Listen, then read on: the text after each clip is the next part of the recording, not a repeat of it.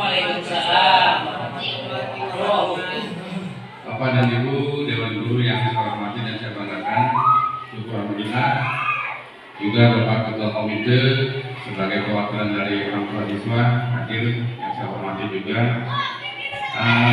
Saya menyampaikan puji syukur kepada Allah Subhanahu wa taala sebagai sebuah kumpul dalam rangka penyampaian atas pemaparan aksi nyata dari modul 3.3 calon guru penggerak angkatan 8, itu saya sendiri sebagai kepala sekolah, dengan topik yang akan kita bahas pada hari ini adalah mengenai pengelolaan program yang berdampak positif pada murid.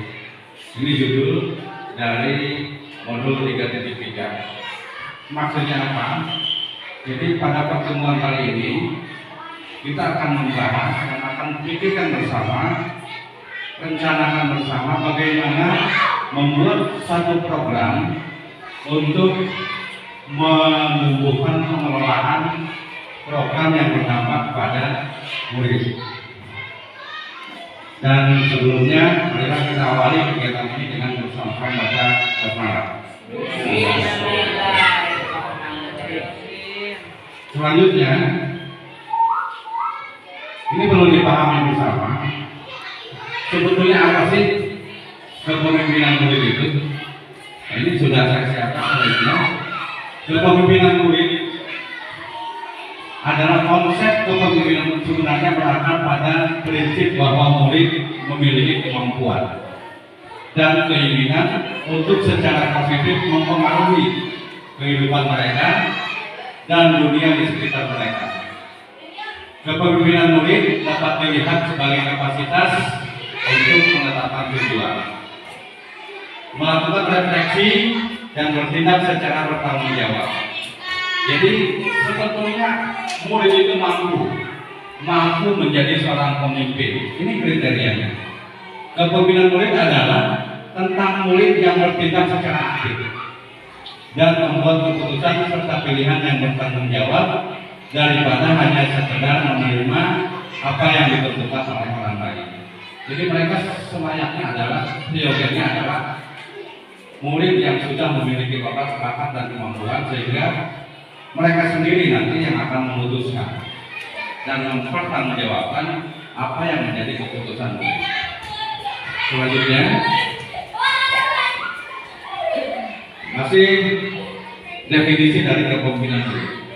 Ketika murid menunjukkan agent dalam pembelajaran, yaitu ketika mereka berperan aktif dalam memutuskan apa dan bagaimana mereka akan belajar, maka mereka cenderung menunjukkan motivasi yang lebih besar. Motivasi ini tentunya timbul dari dalam diri sendiri, bukan motivasi dari eksternal, dan lebih mampu menentukan tujuan belajar mereka sendiri. Lewat proses yang seperti ini, murid-murid akan secara alamiah mempelajari keterampilan belajar, bagaimana belajar mereka.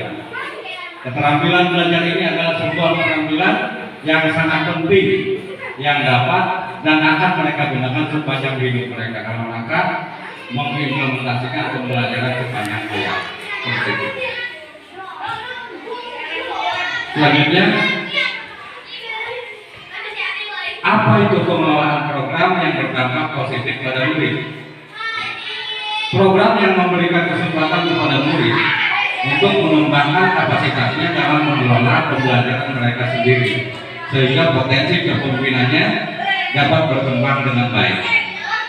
Pengelolaan program yang berdampak pada positif pada murid yaitu mengajak para guru untuk berefleksi sejauh mana apa yang sudah kita lakukan, sudahkah program yang kita buat ini menyentuh kepada kepemimpinan murid atau belum.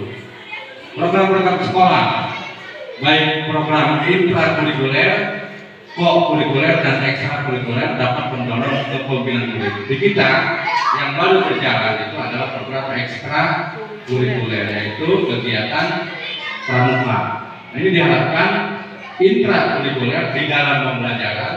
Jadi siswa diberikan waktu barang 10 sampai 15 menit untuk melakukan kegiatan pembiasaan di dalam kelas sebelum pembelajaran dimulai.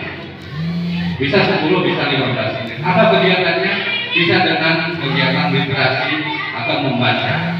Buku apa yang dibaca? Buku yang tersedia di sekolah. Itu rutin dilaksanakan dalam rangka mewujudkan program yang berpihak pada murid atau untuk mengelola kepemimpinan murid. Nah, dari kegiatan membaca itu tentunya murid akan melakukan aktivitas positif di situ. Membaca buku-buku yang tersedia, buku apapun, buku tematik, buku mata pelajaran, silakan digunakan untuk penerapan program ini. Selanjutnya adalah baik.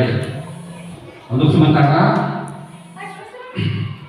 pengenalan mengenai program pengelolaan yang berdampak positif pada murid seperti itu. Nanti selebihnya kita bahas sama-sama program apa yang tepat kiranya yang bisa kita terapkan di dalam sekolah kita, baik di kelas maupun lingkup SD Kelurahan Bukit Satu. Dan perlu saya sampaikan, program ini tidak sebatas hanya literasi di dalam kelas. Bisa saja kita menggunakan atau menggagas program tentang kebersihan lingkungan. Banyak sekali program-program yang bisa kita jadikan sebagai referensi, bisa kita akses di Google, misalnya gerakan literasi anak sekolah, atau gerakan buang sampah, gerakan peduli lingkungan. Itu adalah bentuk-bentuk program sekolah yang bisa mewujudkan pengelolaan kepemimpinan murid yang berdampak positif. Banyak sekali programnya. Nah, tujuan pertemuan hari ini